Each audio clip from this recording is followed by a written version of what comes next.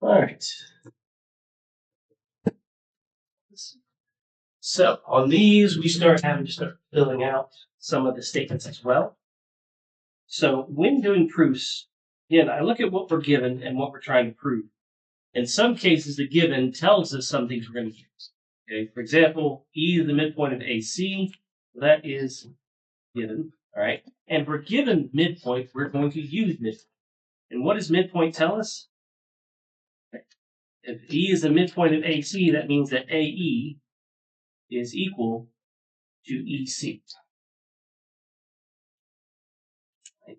So that's what midpoint tells us. Definition of midpoint. If we're ever given midpoint, we're going to use definition of midpoint. And definition of midpoint says we have two equal segments. Now the other part of the given is DE is equal to EC. Now if both AE and DE are equal to EC, what says AE is equal to DE? Ramsey's property.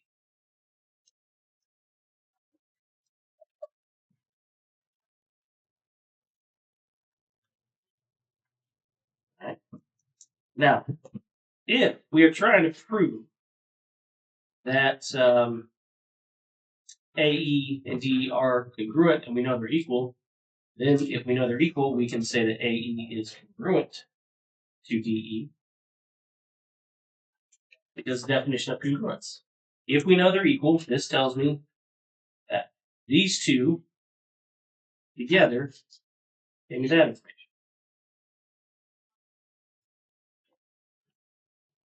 So some statements have to come before others.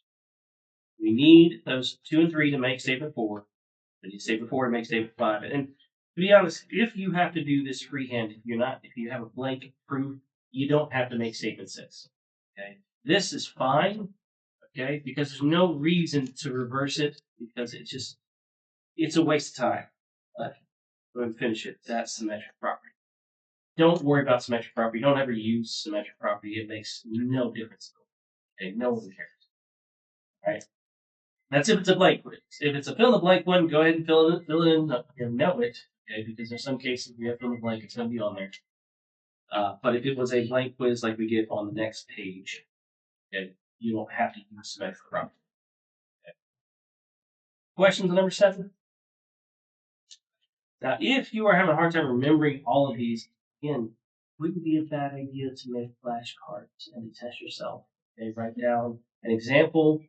Okay, and on the back, give me the reason. So statement and the reason, statement, okay, or definition. So you can get familiar and know your reasons.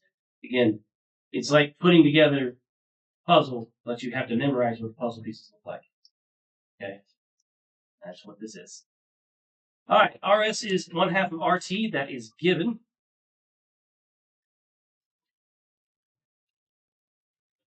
And what says that I can take RS equals 1/2 RT and make 2 times RS equals RT.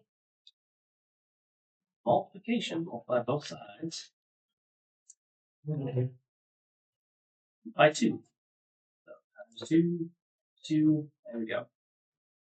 Now, the next part, segment addition postulate. Segment addition postulate says the 2 parts add up to be the whole. So that means that RS plus ST adds up to be RT. That's what segment addition postulate says. The 2 parts add up to be the whole. Now, since we know that 2 times RS is equal to RT, and RS plus ST is equal to RT, what says that I can say that 2RS is equal to RS plus ST? Back to that good old transitive property.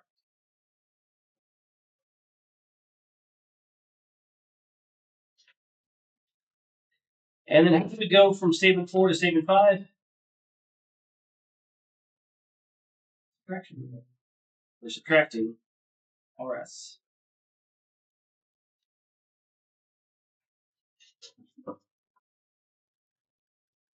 And then lastly, definition of midpoint says I have 2 congruent, or S is the midpoint of RT. If we know they're equal, we can say S is the midpoint of RT. Again, the first statement's going to be given. The second statement's going to be the proof. The last statement.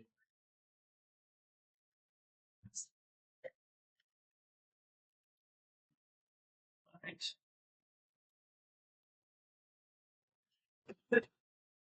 All right. We are given that M is the midpoint. Okay. Now that tells us that LM and MN are equal by definition of midpoint. We're also given that N is the midpoint of MO, which means MN and NO are equal by definition of midpoint.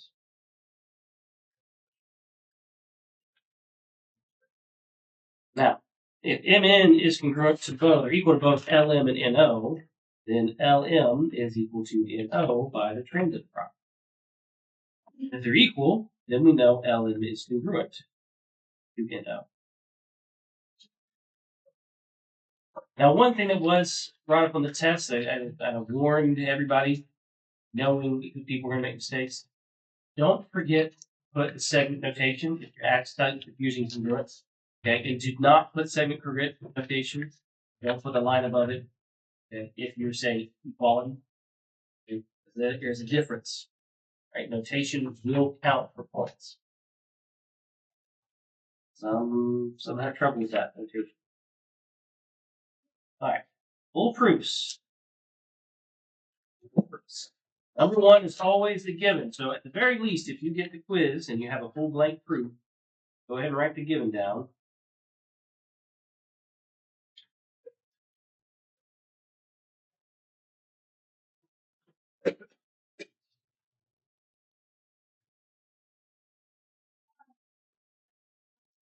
Now, if we're given midpoint, what are we going to use?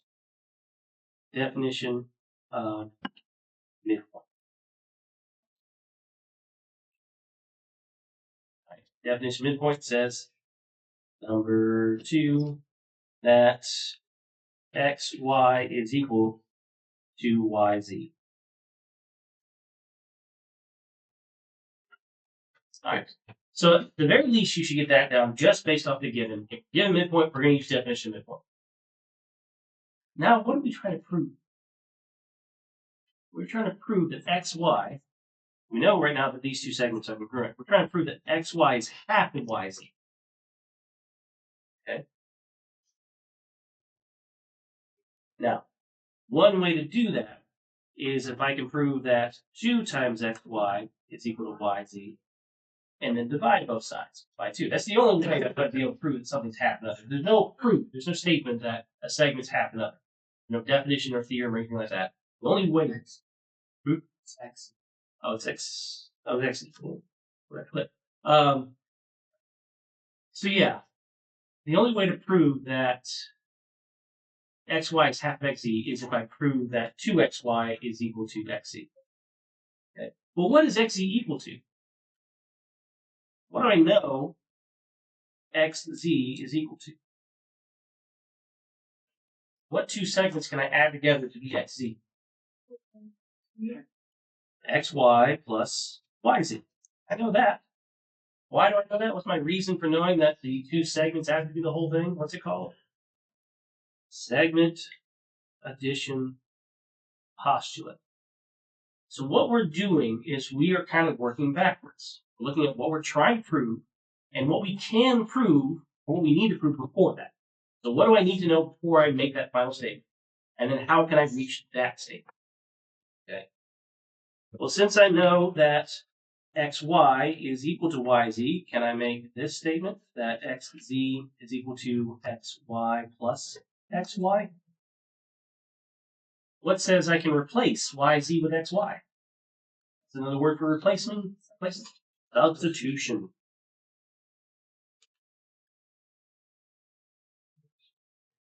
All right, and if I add those together, xz is equal to 2 times xy, so 5. That is just addition, which means 6 x 1/2 xz is equal to xy. Now again, you can stop here. That's just division. Okay, you can stop there. You do not have to use the symmetric property to flip that. I don't care.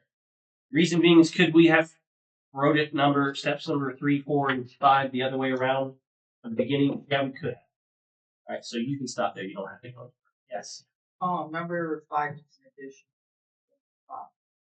Oh, that's right. You're correct. Good. Yeah, good job.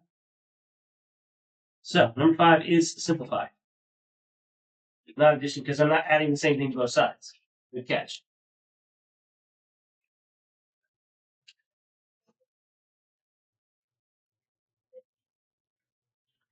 You can't see that. I like when you guys check me on things. Makes me know that you're paying attention too, that you know your stuff, okay? I'm going to make mistakes. Okay? I'm only human. All right? Please call me on stuff. Okay? All right, not so much the spelling stuff because that's going to be all day. All right, so just actual math stuff.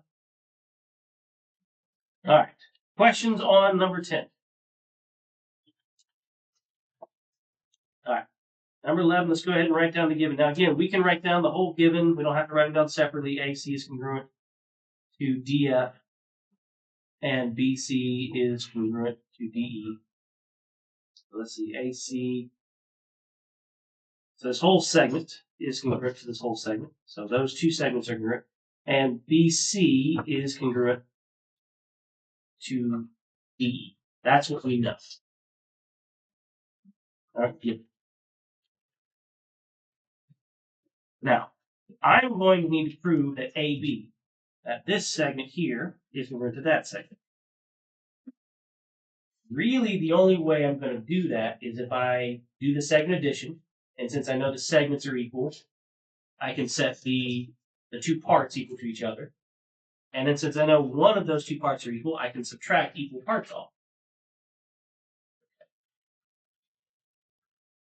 So there's a lot of ways we can do this. All right, but again, thinking backwards, I need to prove that AB and BF and EF are congruent.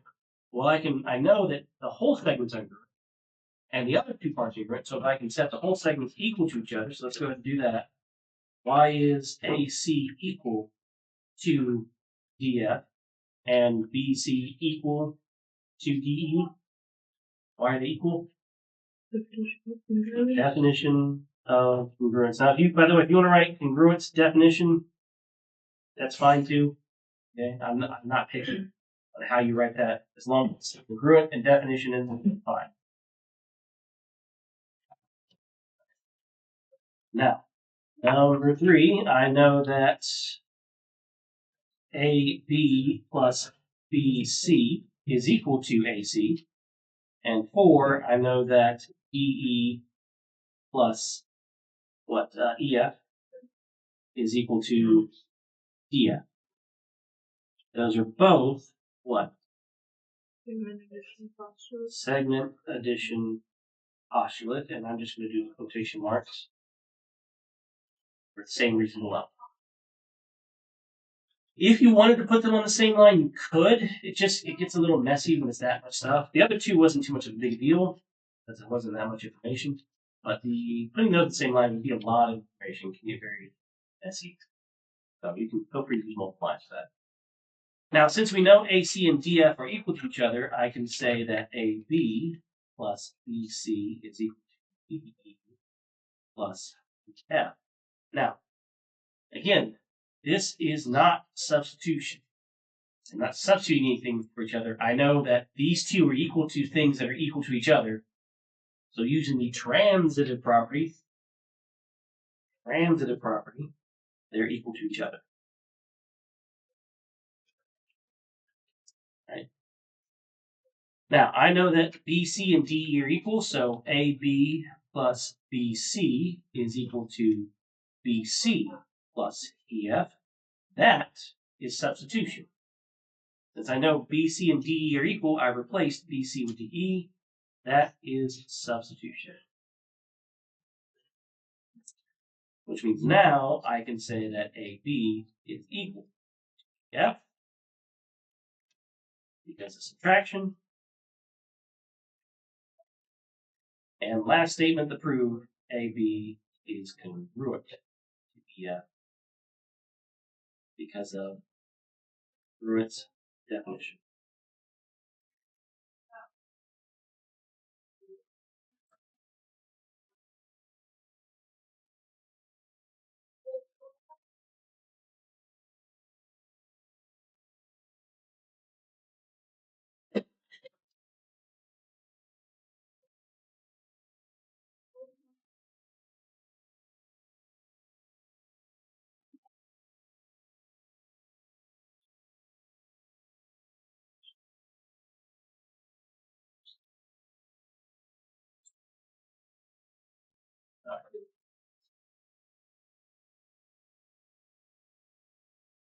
So let's look at this one.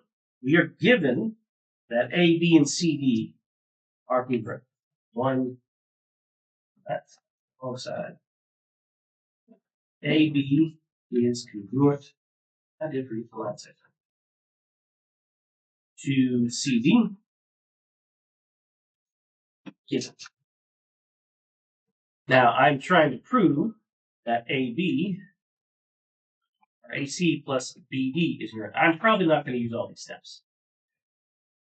Now, in order to use that segment addition, postulate, all that fun stuff, I'm going to need to make sure that these are equal to each other. So 2, AB is equal to CD by congruence definition, or definition of congruence.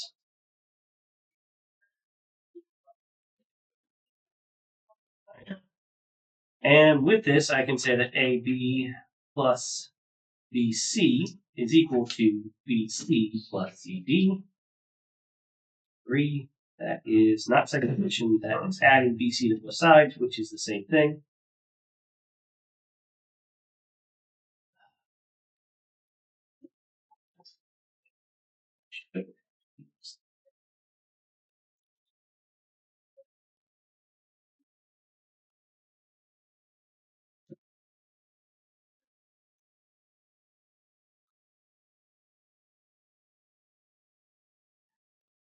Yes.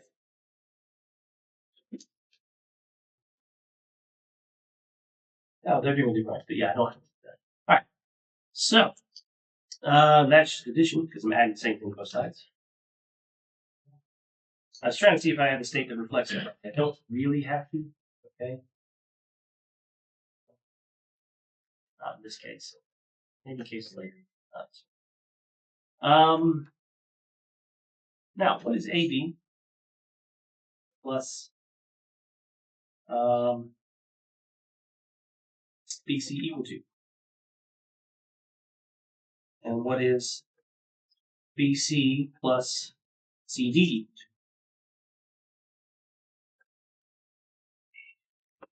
C and BD. That is segment addition postulate. Now, I don't know if you noticed, we've used segment addition postulate in almost every single one of these because that's the only postulate we have today, segments. Okay, probably going to use that. Now, since we know that AB and BC is equal to BC and CD, and they're equal to AC and BD respectively, 6, we can say that AC is equal to BD by transitive property.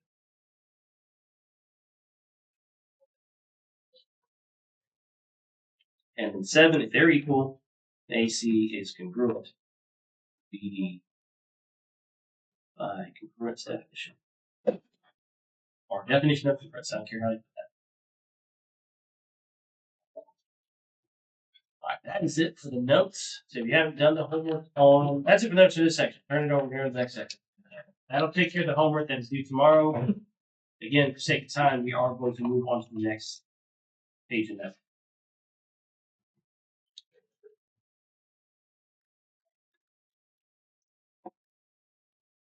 All right.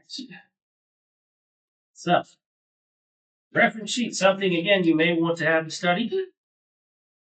Just like with segments, if we know the measures of two angles are equal to each other, then we know that they are congruent. That works it backwards. If we know they're congruent, then we know their measures are equal. Right? Now, we have more information with angles because we know if we have a right angle, its measure is equal to 90. That's just definition of a right angle. If we know we have complementary angles, we can say that their sums add up to 90. If we know we have supplementary angle or linear pair, okay, supplementary or linear pair, that their sum adds up to 180. Okay, so if you're given, if you're given a linear pair as well, you can make that statement that their sum is equal. Now, we also have angle bisector. We don't have midpoint. It's kind of like segment midpoint. It bisects or cuts the angle in two congruent or equal parts. And perpendicular lines form right angles. So if we know we have two perpendicular lines, we can state that angles are right angles. Okay. Now, you do have to make the statement that the angles are right angle before you can give me the statement that the measures equal 90. It has to be stated somewhere the angle is 90, or the angle is right angle, before you can set up that sum. All right, the only postulate we had was the angle addition postulate. Measure of angle ABD here plus DBC adds up to the entire angle ABC. Did have a few theorems. Vertical angle theorem, all vertical angles are congruent.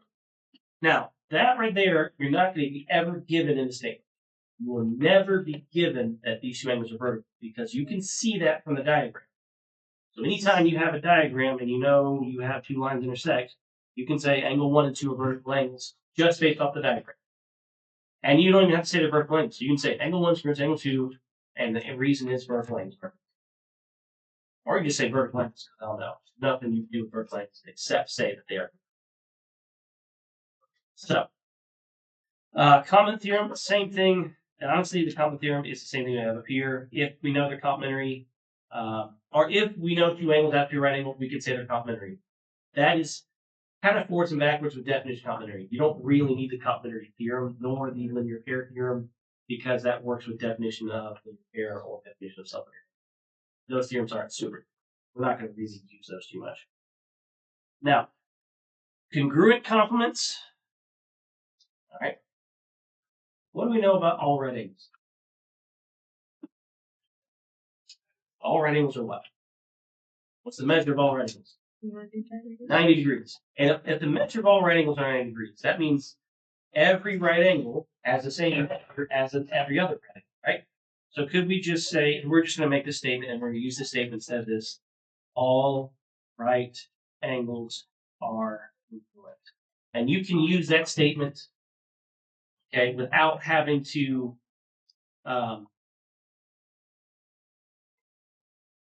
show that their measures are equal first. You can say if they're given, if they're right angles, or if you know that they're 90 degrees, you can say they're correct. That's all right.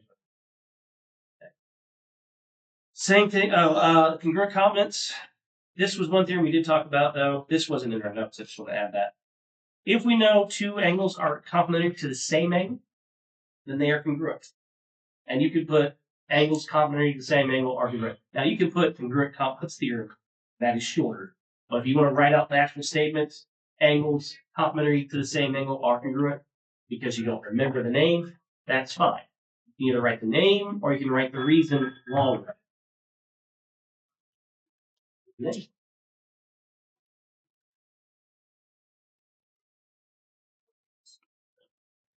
Brooklyn. Instructions in front of us. All right. Same thing with supplementary. If we know two angles are supplementary to the same angle, we can say they're congruent. All right. So let's practice some of this. All right. If C is a right angle, then C is 90 degrees. That is just a definition of right angle.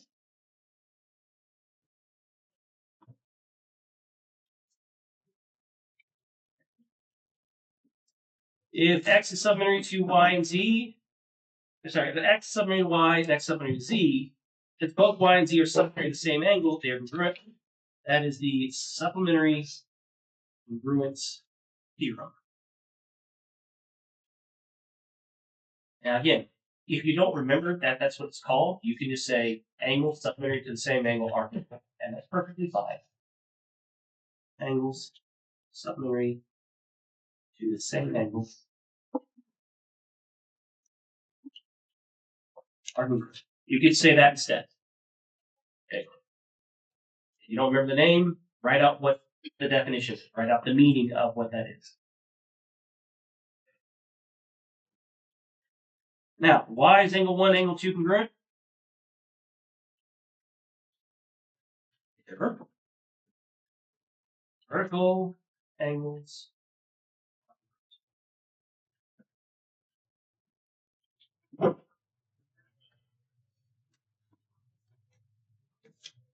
What's number 4?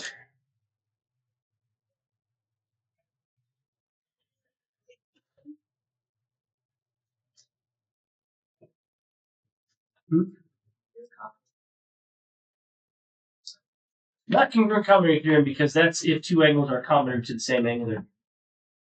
What does it mean to be complementary? They add together to be 90. So that's just definition of complementary.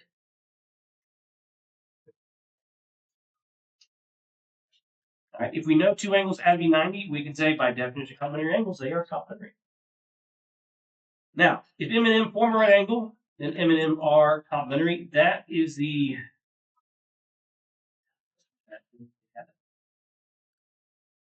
complement theorem. To be honest, on this case, you could use the same reason here, okay? But if you want to put complementary theorem, that's fine. I would take either or. I'm not being picky on that because it's kind of a very niche theorem. You'd have to first state that they are a right angle, but then you know they're right angle, you know that they sum up to 90. And if you know they sum up to 90, by definition of complementary, they are complementary. So it's kind of unnecessary. It's a way to save you a step, maybe. All right. If L and M are perpendicular, then one is a right angle. That is definition of perpendicular lines.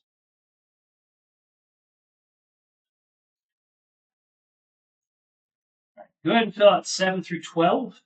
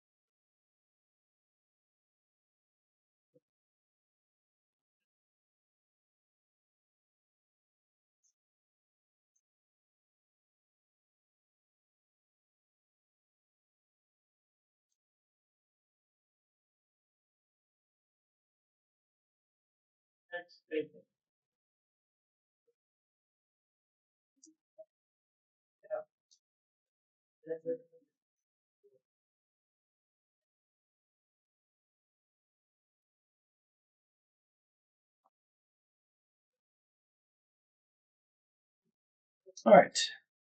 Number 7, WX are supplementary, then they will add 180. That's just definition of supplementary. Now, L is complementary to M, and N is complementary to M. So L and N are both complementary to the same angle. That is the complementary congruence theorem. Okay, but again, you could say if two angles are complementary to the same angle, they are congruent. So you can either write out the theorem or you can state the name of the theorem. Either way is fine. A and B are linear pair, then they are supplementary. Now, again, linear pair will take two things. Okay, linear pair, you can say they're supplementary, or you can say the measure of angle A plus the measure of angle B equals 180. Either way, we're just going to go definition of linear pair. I know something called the linear pair theorem, but really, it's all part of the definition, so let's just stick to that. So, N and P are complementary, then they add 90, that's definition of complementary.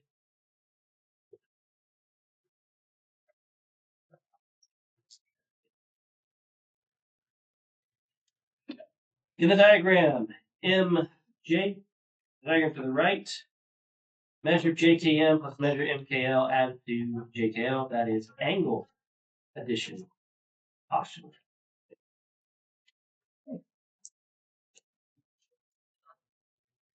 If two angles are equal, then they are congruent. Congruence definition again. Again, if they're equal, they're congruent. If they're congruent, they're equal. All right. Time I think to do one. Maybe. Hard. I work on ceiling problems in the English department. All right. We are given that angle PQR is a right angle.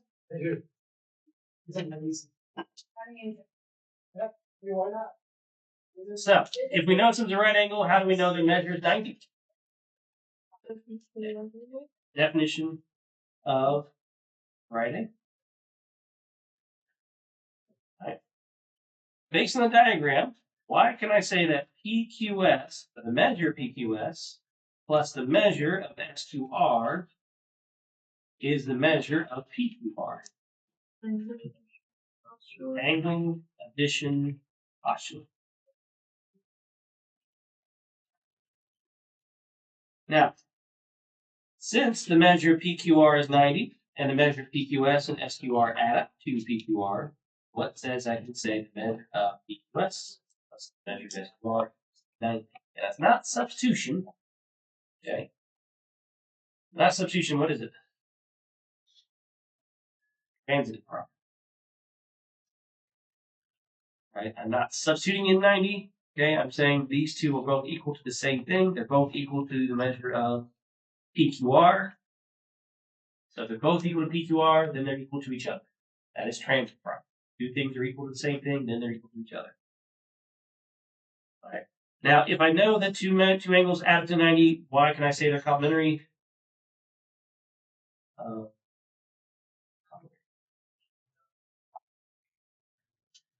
Try number two. Try number two. Get you today, get you today.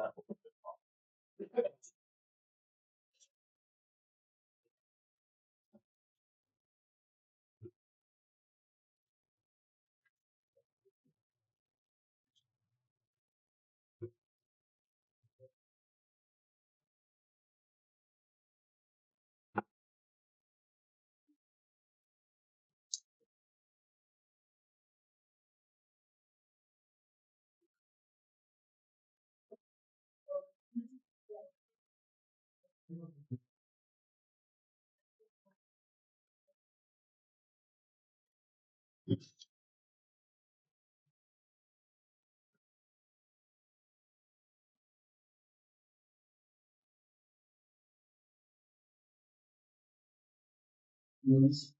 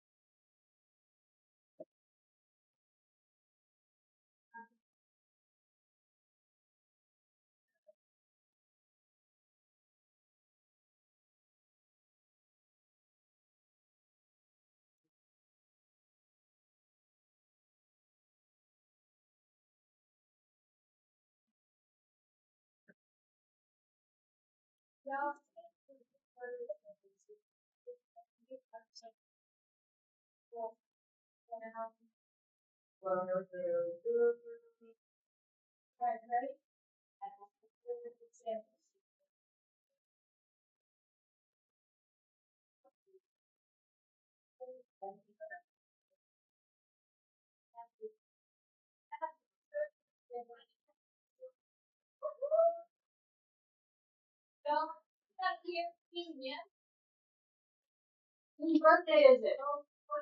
Whose birthday?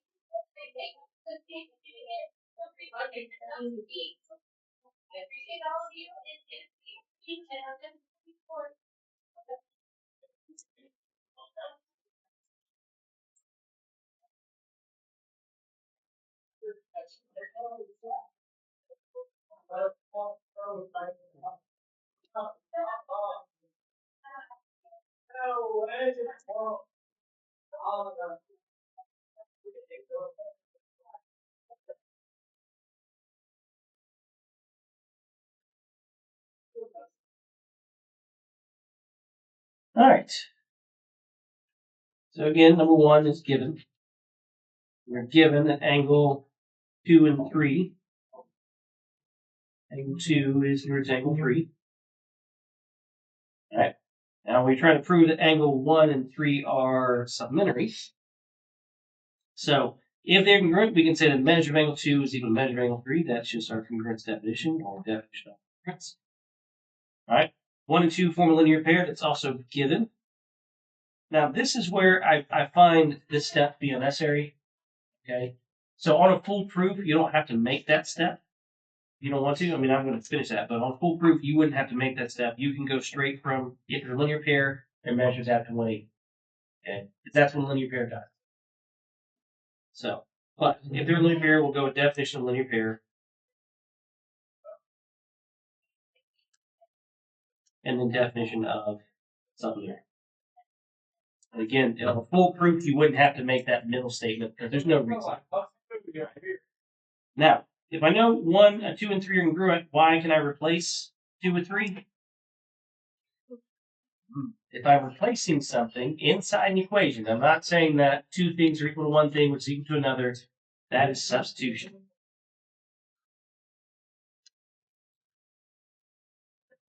All right, if we know that they have 180, we know they're supplementary by definition of supplementary. All right, that's all the time we have. We'll finish that. Tomorrow, I'll go over some of the. Actually, honestly, if you do the homework, you have the homework done, you'll have studied for the quiz. The quiz is based off the.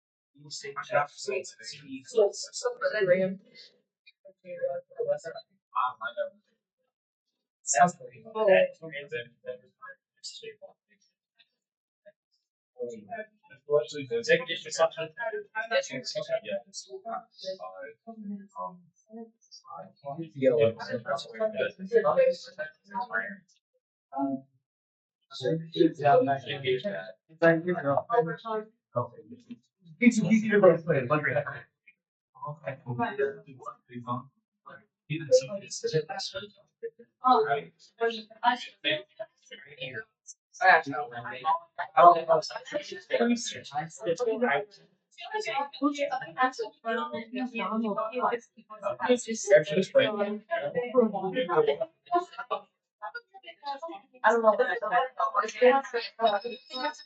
And then when I asked my mom years ago, I was like, oh no, it's not.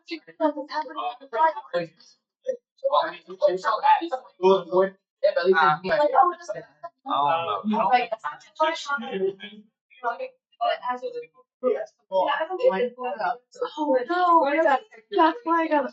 No, I got. That's one way.